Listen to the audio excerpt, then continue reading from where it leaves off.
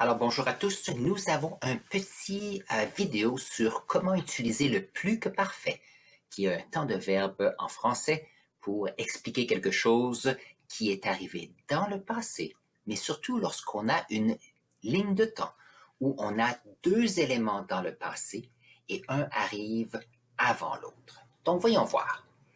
Le plus que parfait permet de communiquer les informations selon une ligne de temps dans le passé. C'est utile pour raconter une histoire dans le passé, comme c'est écrit ici, alors qu'il y a un événement, une situation qui est arrivée avant cela. Donc, si on regarde la ligne de temps en bas, nous avons ici le mot qui est le présent. Et qu'est-ce qui arrive, c'est que avant le présent, nous avons le passé. On peut utiliser le passé composé, l'imparfait. Et s'il y a un événement qui arrive avant ce moment, nous allons utiliser le plus que parfait. Donc, continuons. Alors, pourquoi est-ce qu'on veut utiliser le plus que parfait? Ici, j'ai 3 points pour nous aider. Le premier, c'est que c'est pour expliquer une situation ou un événement dans le passé qui est lointain.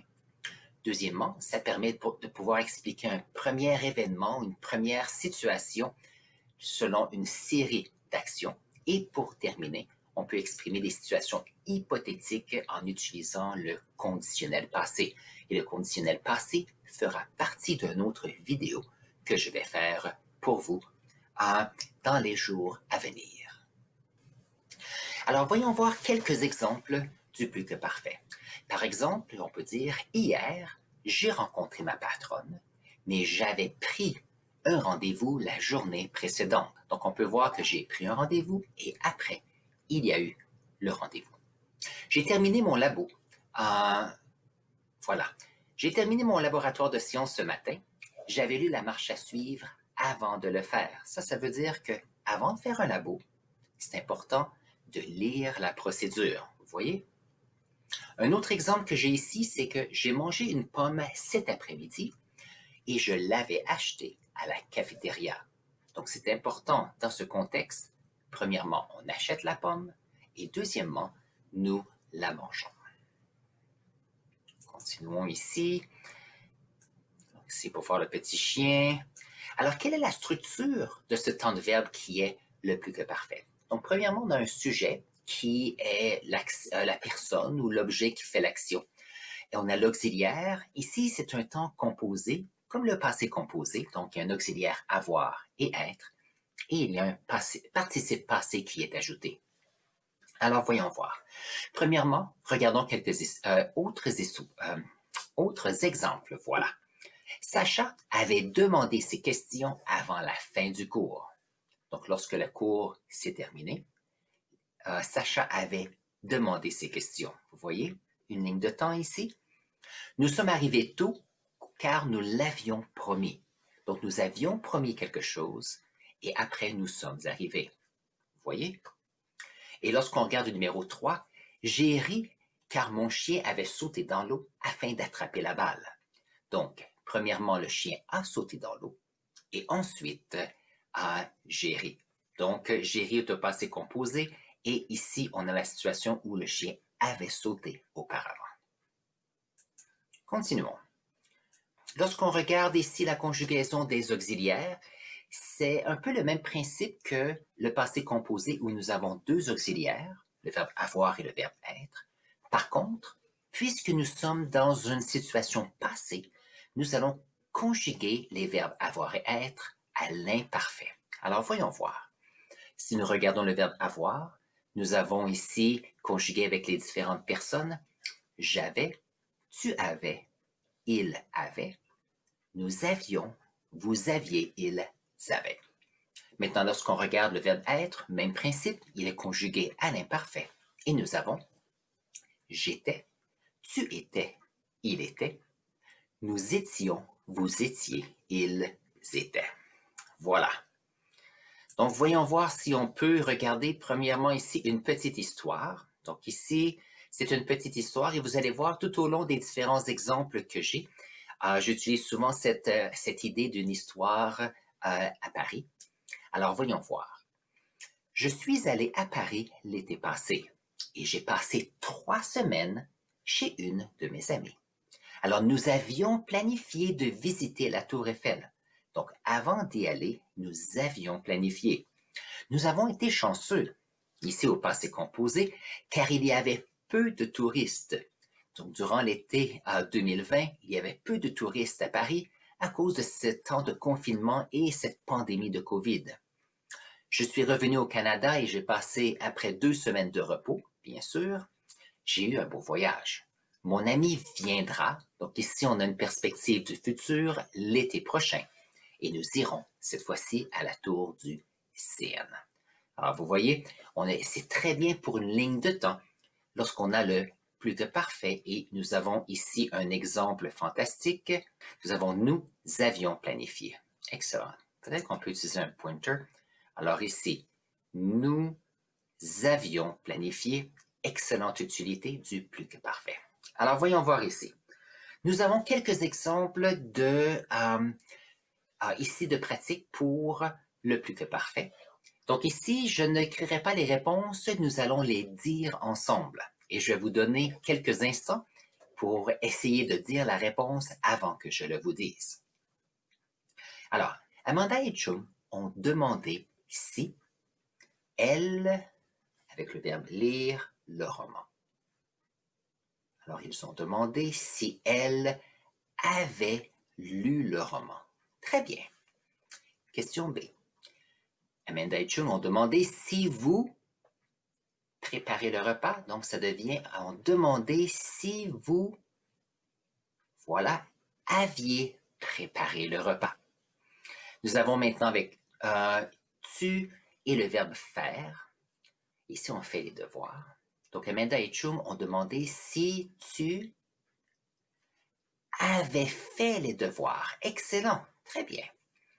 Nous avons maintenant il au pluriel de voyage, mais ici, on a le verbe revenir. Donc, avec le verbe revenir, on a ici l'auxiliaire être. Voyons voir. Amanda et Chung ont demandé si il était revenu de voyage. Voilà. Donc, voyons voir ici, pointer type. Est-ce que je peux monter ça? Voilà. Donc, nous avons maintenant tu avec le verbe partir. Alors, Amanda et Chung ont demandé si tu, voyons voir, si tu étais parti de la maison à temps. Voilà. Nous avons maintenant elle et se coucher. Donc, se coucher est un verbe pronominal. Et ça veut dire que lorsqu'on a se coucher, les verbes pronominaux utilisent l'auxiliaire être. Alors, voyons voir. Ils ont demandé si elle s'était couchée tôt. Ah, très bien. Et on a ici le nous et le verbe aller. Et nous terminons ici l'activité en disant ils ont demandé si nous étions allés en classe. Très bien. Excellente pratique ici. Et on voit si je presse ici, on enlève. Fantastique. Maintenant, on a ici une activité qui est un petit peu plus compliquée. Et cette activité va comme ceci. Réécris la phrase avec le plus que parfait. Alors, j'ai appelé José et ensuite, je suis parti. Donc ici, on a le passé composé et on a deux. Alors, ici, on a deux verbes au passé composé. Si on le met au plus que parfait, on va dire j'avais appelé José quand je suis parti. Donc ici, nous avons j'ai appelé José et après, je suis parti. Et ces deux événements sont dans le passé. Alors, voyons voir si nous pouvons transférer ces phrases ensemble. Ils ont regardé la télé et ensuite, ils se sont couchés. Donc, voyons voir qu'est-ce que ça devient.